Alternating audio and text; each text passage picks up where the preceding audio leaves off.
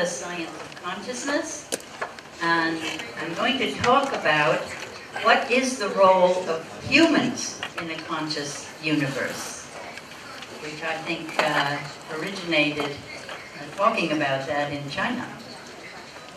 So I've always wanted to have a big picture to explain who are we humans, where did we come from, where are we headed. This is me as a little girl, and those trees I took the picture of around when that picture was taken, but I played under them when I was that age. I became an evolution biologist to be a deep pastist in order to be a good futurist. If we know where we came from in linear time, then we have a better chance to see where it's possible to go from here. So biology rests on the cosmic foundations, the cosmology of physics. And as I was taught, physics tells us that we live in a universe of vast power beginning with a big bang and slowly running down to nothingness. On the way, it powers life. But there is no consciousness and no life in this basic universe. It's a very unusual concept for humanity, and only Western science introduced this concept of non-life, and therefore has very serious problems figuring out how life can come from non-life, how consciousness can come from non-consciousness, how intelligence can come from no intelligence. Very serious problems. And also a very depressing cosmology, this idea that everything is running down and even life is only a temporary uphill struggle and then will be washed away.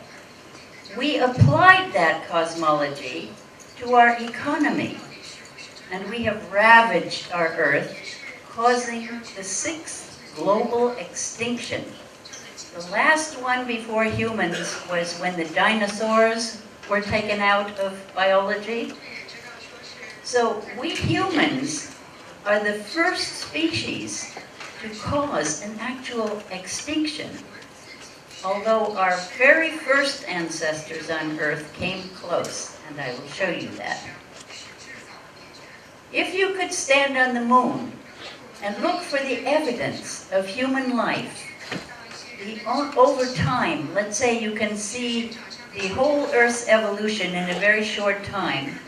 When humans come in, you see the expansion of deserts coming in. We are, from a biological perspective, a desert-making species. First, we cut the forests with axes. We teamed up with goats and other hoofed animals that are very destructive to vegetation. And now we're on high-tech speed-up. So, I ask, if aliens are watching us, would they consider us an intelligent species? I think we should ask ourselves that question. I see the Earth as self-organizing stardust, a planet that evolved after a great star exploded, and our sun was born, and the planets formed around it. And it has metabolic cycles, and it is conscious. It is alive as its creatures. The magma comes up through volcanoes and seafloor rifts. It cools off. We crack the surface, the cooling surface of Earth, into tectonic plates. At their edges, they slide under each other and melt back into the magma. It's a great metabolic life cycle. As I was taught evolution biology, it said life is a fierce struggle in scarcity. There is never enough. And that consciousness is something that emerged from brains very late in evolution. Now they are pushing that back and seeing more and more intelligence at earlier and earlier stages. But what I discovered was that this Darwinian story of competition in scarcity is one way of looking at evolution. And in the Soviet Union, they studied Kropotkin, whose book was called Mutual Aid, and they only studied the cooperative aspects of nature. You see, science is always politicized. And in the West, the capitalists loved the competitive Darwinian story. And in the Soviet Union, they were trying to get people to cooperate, to sacrifice individual for community, while the West was sacrificing community to individual interest. So I said, maybe there is something here in this disagreement that shouldn't be a disagreement, because actually nature does both competition and cooperation. As scientists study ecosystems on the Earth, we find that the first kind they study is called pioneer ecosystems, and they behave in a very Darwinian way. They scarf up all the resources they can, they take all the territory they expand into, they multiply very rapidly, and they're very competitive.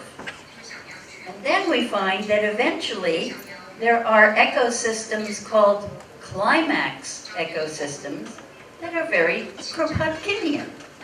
The species are all sharing the space, they're sharing resources, they're feeding each other, and they're highly cooperative. What do you see here from pioneer to climax? Is this perhaps a maturation cycle? That species are going through a maturation like humans, where we expect adolescents to be feisty and competitive, and then eventually settle down into cooperative community members? Might it be even that capitalism is a youthful kind of economy, and communism or socialism are perhaps more mature economies? These are very interesting political questions to ask of nature. So I went back to the very early Earth to see how does this all begin. Because most of you probably learned evolution just from something called the primeval sludge, out of which life kind of magically came. Actually, there were only microbes on the Earth for 3/4 of evolution. Evolution is roughly 4 billion years linear time. Remember, it's always now, but we also use linear time to order human life. There were only these archaea, the first bacterial kinds of organisms, and they were very prolific, very successful, and caused worldwide crises of hunger by eating up all the free sugars and acids that had formed, and pollution by inventing a way of harnessing solar energy to make food when they had eaten all the free food. And all that was left was minerals, water, sunlight. And they invented photosynthesis, harnessing solar power, which we're just now doing.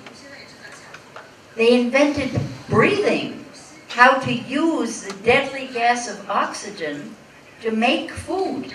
They invented electric motors that have all the components of human mechanical motors, and yet are thousands of times more efficient. And so far, our nanotechnologists have not been able to copy them yet. So I have big questions about brains going into computers when we should be trying these simple things first.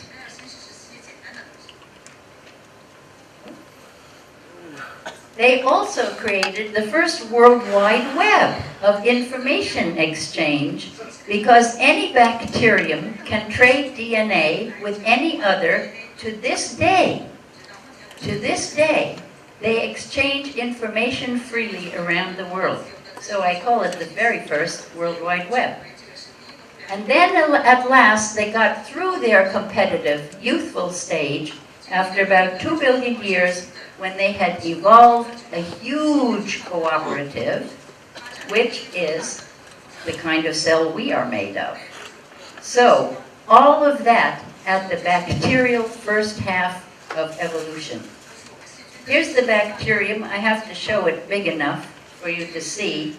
And this cell should be 1,000 times bigger, with many more of these little X-bacteria, you know, formerly free-living bacteria, that came together and each gave some of its DNA into the nucleus to make this library of information, and thereby bound themselves to live in the cell. It is the kind of cell we are made of. Because it was new, it had to go through its own youth. And it took another 1 billion years before these cells built their cooperatives as multi-celled creatures. And now we are in the last order of evolution, which you know more about. From life in the sea, coming on land, flowers, the dinosaurs, the trees, all of those things. Now, the bacteria cooperated to form our cells. They also stayed with us on our skins and in our guts. For those of you who understand mathematics, each human body is a torus, a T-O-R-U-S, one hole through a solid object. Convoluted hole, but we are technically a torus, so the inside is also the outside, right? You can go through the tunnel, you come out and go back. So you're coated with bacteria on the outside skin and on the inside, which is part of the outside surface. And they are running our immune system. They are regulating fat absorption. They are recreating the surface of your intestines. You really want to feed them good food. So my happier story of evolution could be called Bacteria Are Us. If you know Toys R Us from America, you will recognize this backwards R. Okay. So, if you remember one thing from my talk, remember that creative cooperation is the mature mode in evolution. It's cheaper to feed your enemies than to kill them. So we must take the incentives out of war and not make it so profitable. Perhaps we need to change our money system to one more like the one that runs in your body, which is very interesting in itself, but I have to move quickly. We have survived 12 ice ages already, and 99% of human history, we were hunter-gatherers, among other large animals. Think about living in those times. What does 32,000-year-old art tell us about human beings? Look at the sensitivity with which these are drawn. I have a friend who can look at a Thangka, a Tibetan mandala painting, and know exactly what energy the artist put into that painting to give you darshan, to give you blessings as you look at it, even if you can't feel the energy, you are getting it. Those 4 horses, when I showed them to her, were like that. The artist who painted them on a cave wall knew the individual character of each of those 4 horses and painted it into their faces. Were these perhaps women priestesses, women who help the men make friends with the animals? Most indigenous hunting communities treat the species that they depend on for food very, very well. And if I were a cave woman at that time, I would say, you know, the forest is full of huge cave bears, lions, mammoths, just great big scary animals, rhinoceroses even in Europe. During an ice age, it's cold, you're in your cave. I would say, Mama Bear, will you sleep in my cave this winter? You keep us warm, I will keep the children quiet. You know, we need more women in science. Men often don't understand the messes that we make in being so creative and inventive, and we women know how to clean up and take advantage and cooperate. So we've had about 100,000 years of cooperative human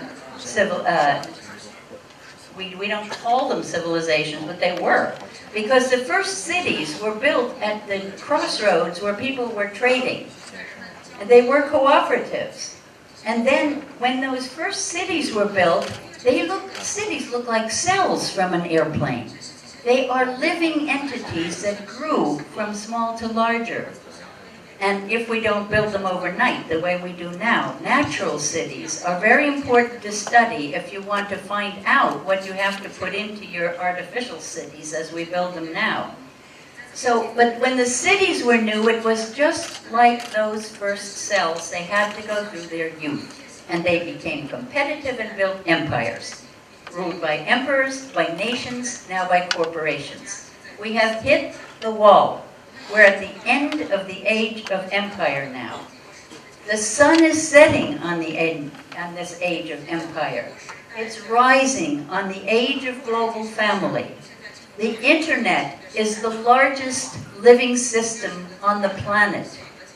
And as it grows, the inner net is also growing. The internet is about communication. The internet is about communion, and that builds cooperation. So we're moving from a kind of yang age to yin age, from youthful competition to mature cooperation, from control to emergence,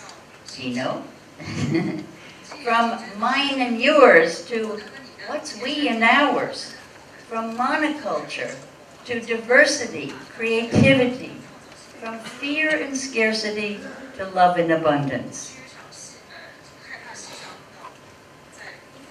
So we have built our economies, which means the Greek word ekos is household, ecology is household logos, the organization of the household, and the management of the household.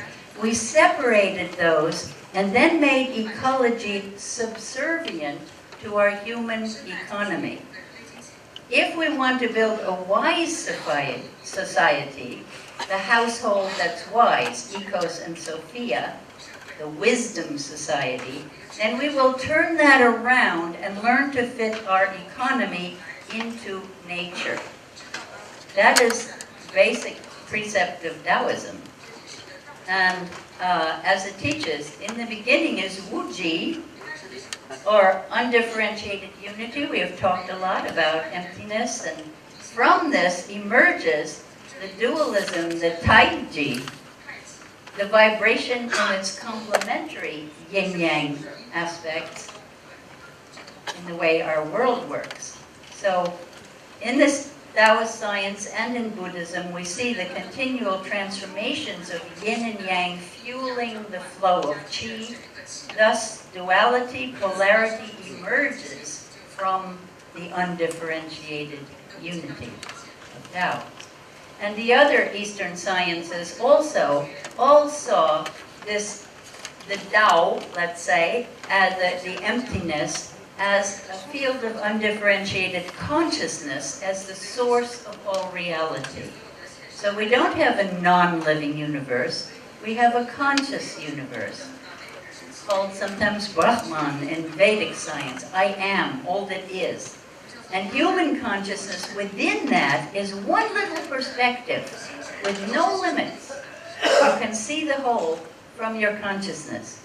So if we see this as a keyboard, floating all these vibrations that the scientists agree on, that the universe is vibrations, floating in the sea of consciousness, what happens is, let's say matter is in the low keys, electromagnetic energy in the mid-range, zero-point energy, and Western science starts at the low end of the keyboard, trying to understand the whole universe through matter. So it builds machines to measure things that become real. When electromagnetic energy was measurable only a little more than a century ago, it became part of scientific reality. Before that, it was considered woo-woo stage show, right? We're now up to the zero-point energy field, getting close in science, in Western science. Eastern science starts at the other end of the keyboard with consciousness, and rather easily derives the entire universe from consciousness by slowing down vibrations. See, with the keyboard you can see that you go to slower and slower vibrations. They are all still within the unity. They are all still together. So as a human being, you can play this entire keyboard from a physical body that can feel passion, which is necessary in order to have compassion. Angels can't do compassion because they can't do passion, they don't have bodies. So we can take our mind, energy, consciousness, heart from in Taoism it would be Jing as matter and Qi as energy, and then Shun is all of the mind, heart, soul up into the primal field of consciousness. So I can't go through talking about that science is only possible with the concept of the universe to build your theories on. We have to have these concepts of science. And so all science rests on a set of fundamental assumptions that are sometimes called axioms. And in the Western science, for instance, positing that this is a non-living universe was a belief that seems very real to the founding fathers of science. A universe that could be objectively studied as if you were not part of it, but were looking at it as an object, as apart from you. And the idea that consciousness can somehow come out of physical, material evolution, that life can arise from non-life, are all part of the Western science concept. So whether we are taught that consciousness creates matter or that matter creates consciousness is a matter of what your teachers believe, which science they have been taught and what they believe they will teach. So I wanted to, I asked, should teachers across the whole world only teach one science, one cosmology? Are we trying to do monoculture? So I convened an international symposium on the foundations of science in Hokkaido, and we listed as many assumptions of Western and Eastern sciences as we could, and then boiled them down to a few. Then I did another one in Kuala Lumpur to study the same thing with Islamic science, what were its foundations. And now I believe we need a consortium of sciences with equal validity to respect each other and build on the different cultural assumptions underlying different sciences. That would be mature collaboration and a better way to solve global problems. I want to do one now on Taoist science here in China. And then I would have a Western science based on matter and energy, a Vedic science based on consciousness, that includes all of Buddhism and Taoism. And I mean, not all of Taoism, but Islamic science is about life and nature. And Taoist, surprised me, Taoist science is about the role of the human in our universe. And that's why we have to do that. It is our evolutionary mandate now to create sustainable global economics, become a global family. We have a perfect storm of crises to navigate, and we have to do it by learning nature's ways. Before we presume to copy nature, I think we need to learn much more. There are wonderful technologies in nature that we have so much to learn from. So I conclude by asking you the Rumi question, my favorite poet. Why do you stay in prison when the door is so wide open? And I urge each of you, let the beauty of what you love be what you do. There are 1,000 ways to kneel and kiss the earth. Take care of our earth. Be part of our earth. Make sure the children know nature as well as virtual reality. Thank you so much.